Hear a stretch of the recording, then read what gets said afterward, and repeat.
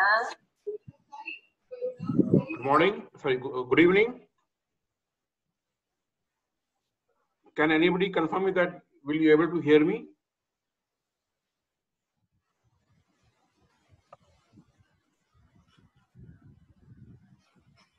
Can anybody confirm me that whether he can able to hear me?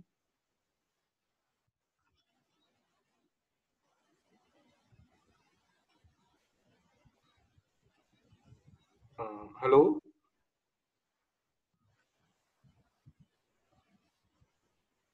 Yes, can hear you, Yeah, thank you.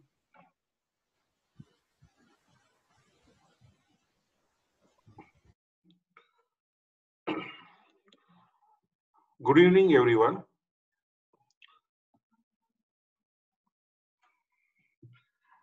So today we will discuss startups. Startups from the last few years, we can see in India, there is a trend that lot of new entrepreneurs have grown up. Techies have left their job or they don't want to be part of they don't want to be employee, they have doing their own business. And this session is to educate startups what are the necessary compliance to be done.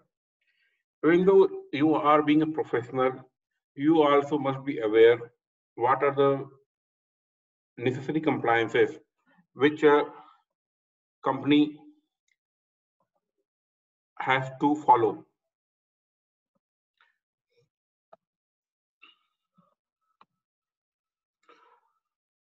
Again, I would like to request everyone to subscribe to YouTube channel Tax Acharya to get videos on all the tax updates, and to get the link WhatsApp message at 9089448082. Also, I request everyone to please switch off your video and mute the audio. The duration of the webinar will be 40 minutes. To get the copy of the today presentation, please send a WhatsApp message at 9089448082 with your name and email ID. Type your question at the comment and we will answer at the end of the session.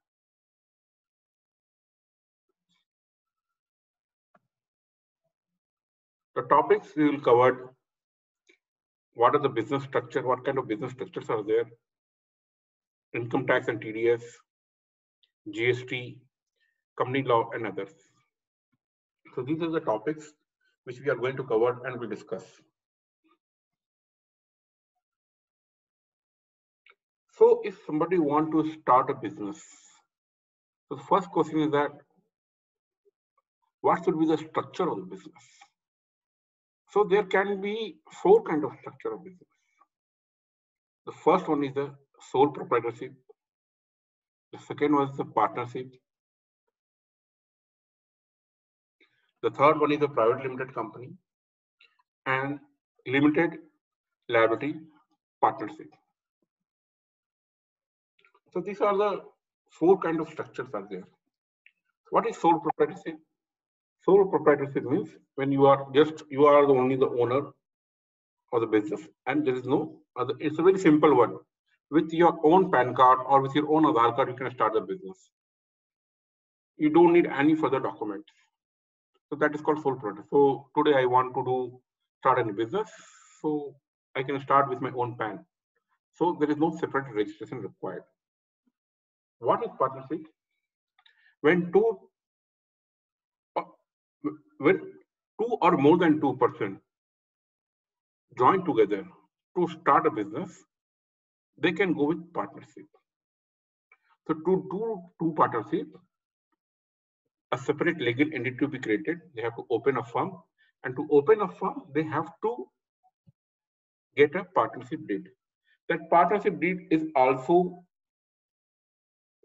very easy to get it. It's not so difficult one to get a partnership deed. You can ask any of for legal help, and with a minimum cost, you can get a partnership deed. The next one is a private limited company. In the case you want to corporate to make your business in a corporate way, then you can open a private limited company. There are few benefits are there, which we will see in the next slide. And there is a new form called limited liability partnership, LLP. So it is also a kind of registered partnership. So between LLP and private limited company, there are some tax advantages are there, which one can see in later.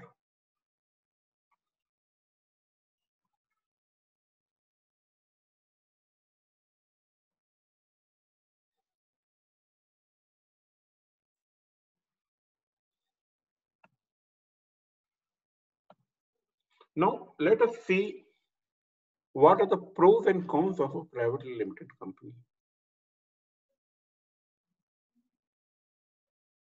Why you should go for a private limited company and why you should not go for a private limited company. This slide will provide you the details here.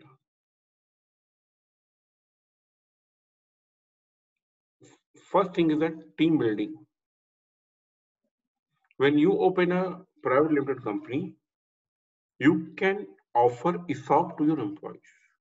So when you start your business, you don't have so much money or cash to pay to your employees. Then how you will attract talent? How you will get resource? How you will retain your resources? You can offer ESOP. ESOP means a small percentage of share of your company. And to do that, you have to get private limited company. Attract funding. When we do any kind of startups, one of the hope is that to get angel funding. And angel funding, you will not get in case of sole proprietorship and partnership. You will only be able to attract if your structure in the limited company, limited liability. It is one of the biggest advantage for a private limited company. That in the case of worst scenario, you are not going to be personally liable. Your liability is limited to the capital contribution. So if I contributed 5 lakh to the company, my risk is limited to 5 lakh only. Beyond that, it will not go. Improved credibility. It is a separate legal entity. You will get a separate PAN. It is like a invisible person. Company is like an invisible person. You can have an exit plan. So if you want to exit your business, if you want to exit the company, it is the most easiest way. Just sell your shares. So very good exit plan, and no doubt it attracts foreign investment. So yes, we can see there are a lot of benefits if you go for a private limited company.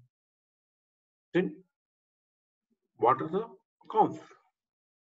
Expensive registration process. So in the case you want to open a new company, you have to pay a good amount to incorporate. There are a lot of fees to be paid to government, a lot of stamp paper to be purchases, digital signature to be, you have to what you called purchase digital signature, you have to get dean.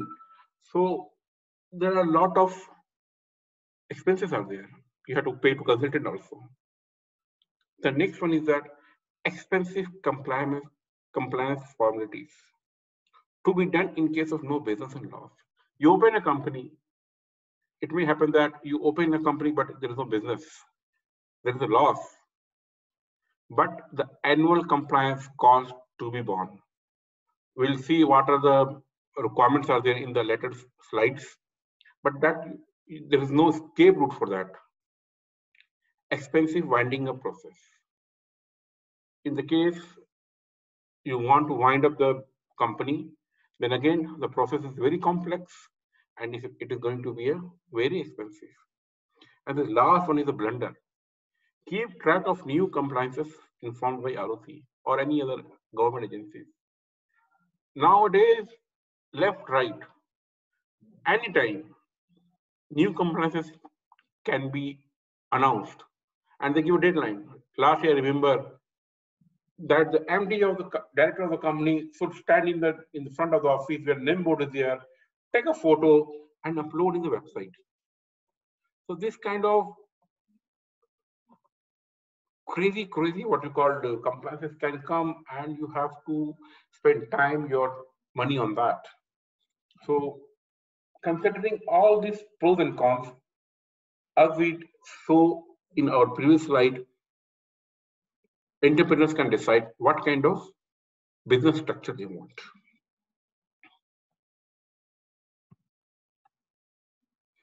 Now we come to 1 by C. What are the minimum compliances to be done for any kind of business?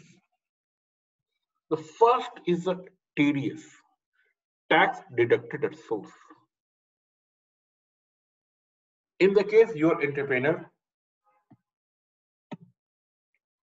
remember you have to deduct TDS on salary you are paying to your employees and service expenses like rent, professional services and contract, and pay this whatever TDS you are deducting, you have paid to the government within 7 of the next month. So first is that every month I will deduct the TDS on salaries and service expenses, and on, before 7th of the next month, I'll pay to the government, and I have to file quarterly ETDS return. Now remember, non-compliance will result prosecution. What will happen if I don't do? What will happen? You have to pay tax, you have to pay interest, you have to pay penalty. Up to that, it's okay. Nowadays, it is going up to prosecution. Non-compliance of TDS will lead to the directors in jail. So please be aware that if you are doing any business or your client are doing business, their TDS compliances are not ignored. They should be 100% perfect. Any single mistake can create a big havoc for the entrepreneurs. Now we're coming to the income tax. Income tax, you have to pay quarterly advance tax. So now 15th June, that coming Monday, is the first installment. So we have to compute our estimated income, then we have to compute our estimated tax, and then we have to pay advance tax. 15th June, 15%, then 15th September, another 30%, 15th December, another 30%, and 15th March, 25%. So we have to compute our advance tax and pay to the government. Do annual company audit. The audit is mandatory. You have to get it done, and tax audit. In the case my turnover is more than 2 crore, then I have to keep tax audit also. So that is mandatory. There is no choice that you can ignore that, and file income tax return. So I have to pay advance tax, I have to get my accounts audited and file income tax return. This I have to do. Whether I have a business, I have a loss, whatever you have to get it done. Non-compliance has penal consequences. What will happen if I don't do? Then there will be a penal consequence for that.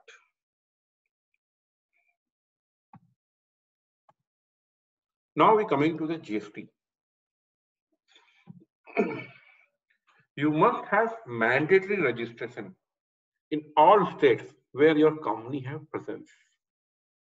So in the case, you cannot say that only HO have GST registration, whereas you have branches in different states of the country. For example, my HO is in Delhi, so I have to get GST for Delhi. Then I have a branch in West Bengal. I may have a branch in Tamil Nadu.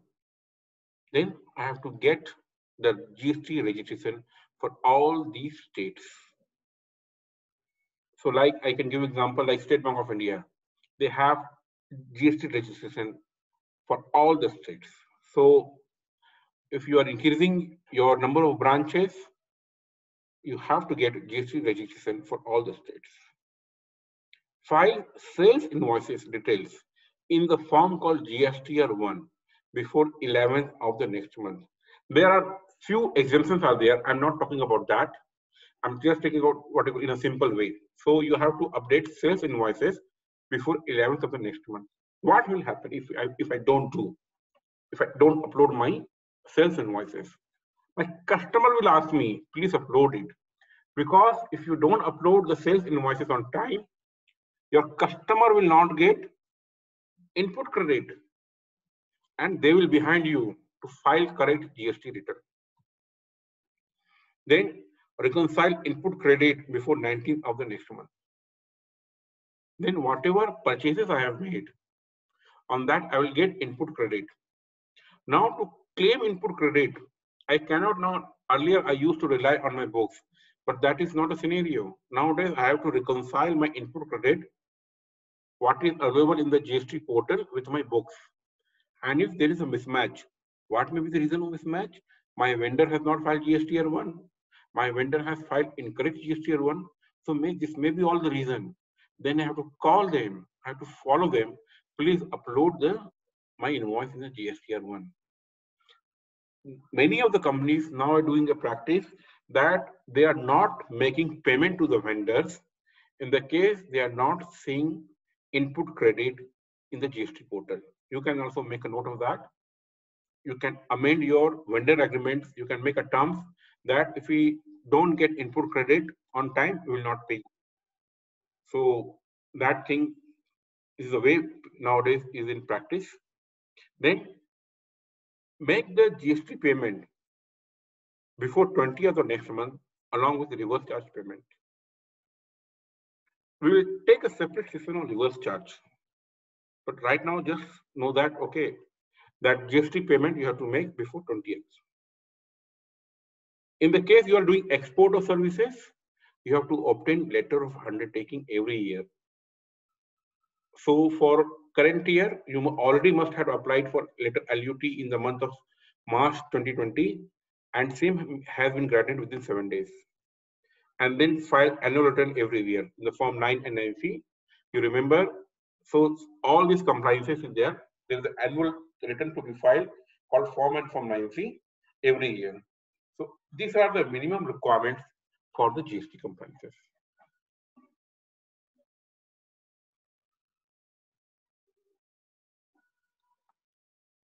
Now we'll see some other compliances. First, I would like to talk about company law. Even though I have very limited knowledge on company law because I'm not a company secretary, but whatever I know, I would like to share with you that in the company law, after incorporation, minimum 2 returns you have to file every year, minimum. One is called filing of financials. So whatever financials has been prepared along with director reports and notice of the meeting required to be uploaded in our company law website with some fees. Next is the annual information return. Annual return we call that. That also required to be uploaded. And also there is a secretarial, what we call certificate to be obtained. There is a turnover mandate of some 5 crore is there. In the case you are crossing that turnover, then you have to get secretarial audit done also. So these are the minimum company requirements. Also in the case you have to change your office or you have what you call change of directors, you have to keep updated ROC website. So these are the minimum requirements for a company law. MSME. You can check what are the new MSME limits are there, whether your business fall under the MSME limits. You can get MSME registration. It's a one-time registration. You can get it yourself also at the some Udyog, some .in. And what is the benefit if I get MSME registration? The first of the advantage is that in the case your customers are company, you will get your payment within 6 months. So you can expect your payment very fast. Another is that when you apply for loan, you'll get some preference in the nationalized bank. Import and export. In the case you are doing in the business of import and export, you need a license. Angel tax. In the case you are a startup and you get DPIT registration. In the case you develop some new technology, and if you apply for the DPIT registration and you get that, you will get some benefit of angel tax also. In respect of payroll, payroll means your employee related payments. You must sure that you are deducting proper PF, provident fund, their professional taxes, their gratuity, mediclaim. So all these compliances are being taken care. So apart from income tax and GST, these are the few more compliances which are required to be taken care.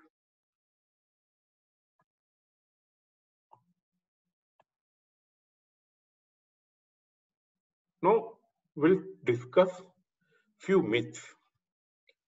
I have personally seen that there are a number of entrepreneurs out there and they are having this myth. Let's see what are the myths. My company does not have any business and has not required to do audit, file GST and income tax return, RC compliances, etc. There are a number of entrepreneurs who have opened a company, private limited company or a firm, or maybe in the proprietorship they have taken GST registration also, and they are under impression that since right now they are, even though they have incorporated a company, the kickoff of the business not started. The business not yet kicked. So they don't have to do any business. Sorry, they don't have to do any compliances. So that is a wrong perception. The moment you incorporate a company, you have to start the compliances and you have to get it done whether you have a transaction, you have transaction or you don't have transactions. You have to report. You have to file nil return in all the cases. What will happen if I don't do? You left with no choice but penalty. And the penalty, if accumulate for a number of years, it's become so much that people find difficult to come out from that. Now let us discuss what is the next myth. I can deposit TDS and GST whenever I want. This is one of the myths I've seen, that they deduct TDS, they collect GST from their customers, and they have feeling that they can pay whenever they want. It is not like that. You have to pay TDS on time, you have to pay GST on time, and non-payment will not attract interest and penalty, but may attract prosecution also. So you have to be very careful that your company is regular in paying TDS and GST. Let us see the next. GST has not been deposited as my customer not paid me. You have raised the invoice and you are waiting your customer to pay you so that you can collect GST from your customer and pay to the vendor. That is not the way GST will work. Whenever you raise the invoice, you have to pay to the government immediately. No need for tax planning, bookkeeping, etc. Lot of companies are there, lot of thousands who don't do any kind of tax planning, they don't maintain books properly, and at the end of the year or after the end of the year, okay, when the compliance has to be done, that has to be done in a very haphazard way, not in a good way. So you left with no choice, but whatever consequences are there, you have to face that. So it is a suggestion that during the year only look for tax planning, look for bookkeeping, proper bookkeeping. Every month you close your books so that you know what your business is doing, how your business is progressing. In the case you need any kind of tax planning, you can plan for that. And for complete list of compliances, please refer the below link. You can note down the below link. There you will get the details of all the compliances which are required to be done by a company.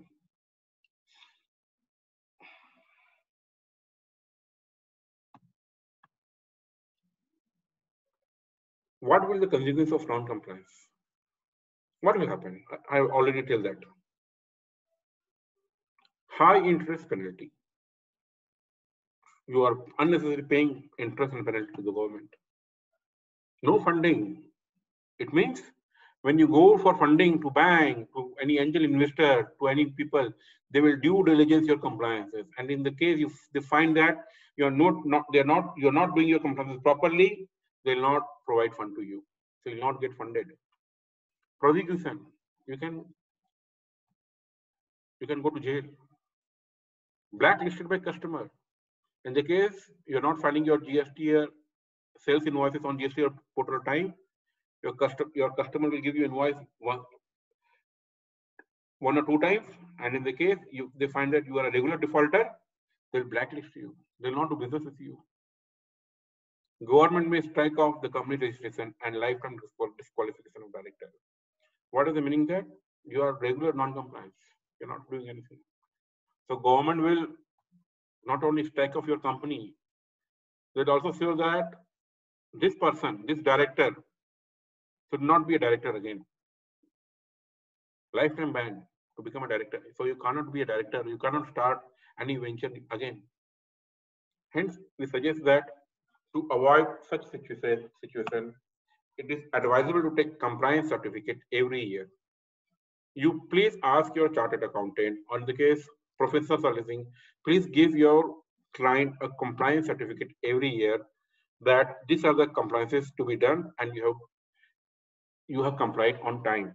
And so that whenever they want, they can show to their, whenever they want funding, they can show to the angel investor, to their banks that they are duly compliant, and accordingly.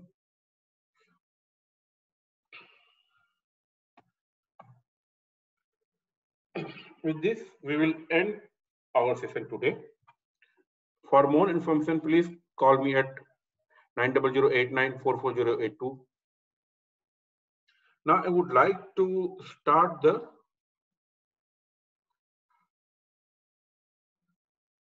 I'll open the forum for discussion. People who have any kind of query or need any kind of clarification, please type your query in the chat box so that I can have a look on that, and then we can discuss that.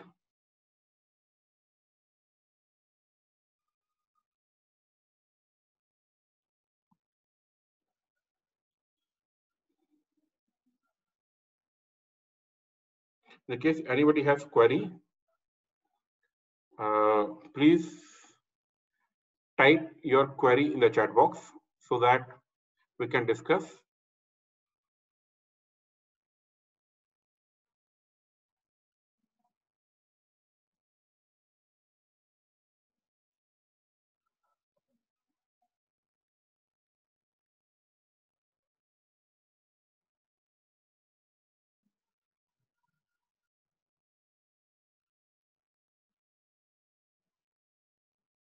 Please, you can what you call, if you want, I can what you call unmute everyone. Anybody have question? Please let me know.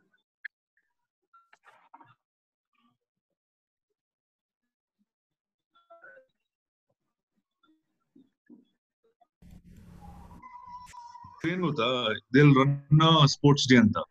ಈ ಕೆಲಸ ಮಾಡೋರೆಲ್ಲ ಈ ಡಬ ಕೆಳಗೆ ಬೀಳೋದಿಲ್ಲ. Somebody are talking English. So whoever it is, no. So it's basically ass licking. So these guys, once they come out of their term, it'll hinge follow. So every time you have to keep asking them to. It's like that. ಎಲ್ಲ ಮಾಡಿ ಮತ್ತೆ so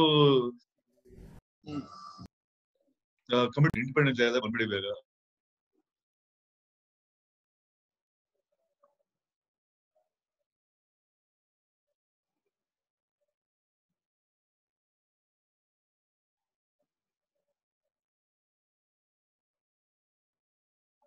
So Mr. Shankar asked me that he is looking for society kind of structure. This society kind of structure is generally a non-profit kind of structure is there.